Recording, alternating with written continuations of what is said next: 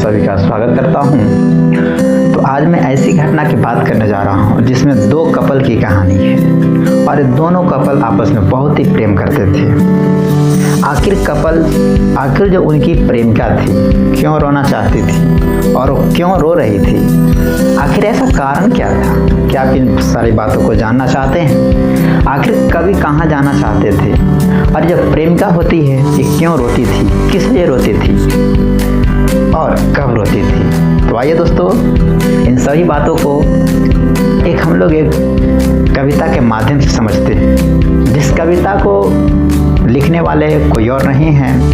इस कविता को लिखने वाले एक जोहंडन कवि हैं, जो कि एक क्लास 12 का पहला चैप्टर है कविता का, जिसमें चैप्टर का नाम है sweetest love I do not go.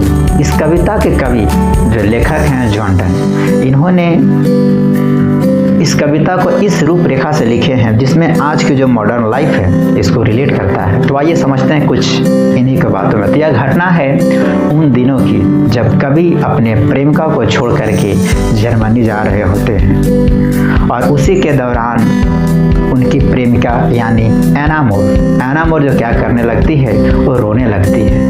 वो कहती है कि आप मेरे को छोड़ करके मत जाइए, यदि आप चले जाएंगे तो मैं किसके सहारे जीऊंगा, मैं किसके सहारे रहूंगा।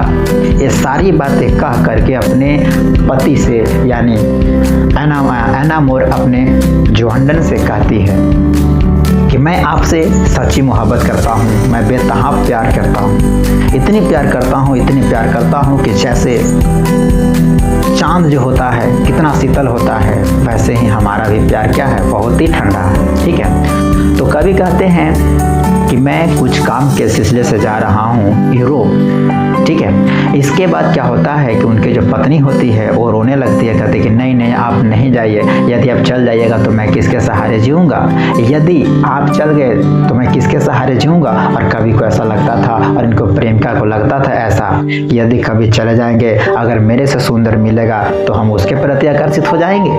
लेकिन नहीं, कवि कहते हैं कि तुम ऐसा नहीं सोचो, मैं जा रहा हूँ, एक छोटी सी हमारा यात्रा है और उस यात्रा को जैसे ही कंप्लीट करूँगा मैं वापस लौट करके आऊँगा। इसी के दौरान वो जो पत्नी होती है बहुत रोती है, लेकिन उनके जो हस्बैंड होते हैं वो समझाते हैं कि जैसे देखो, जैसे सूर्य होता है, सूर्य एक छोटी सी यात्रा को कंप्लीट करके पुनः अपने स्थान पे चला जाता है, सेम वैसे ही मैं अपना यात्रा को पूर्ण करके मैं भी अपना यात्रा को कंप्लीट करके मैं भी वापस लौट जाऊंगा। लेकिन पत्नी मानती नहीं है, दिल है कि मानता नहीं, उनकी पत्नी जो होती है मानती नहीं। फिर समझाते हैं कि देखो, कवि जो कहते हैं कि हमारी शक्ति इतनी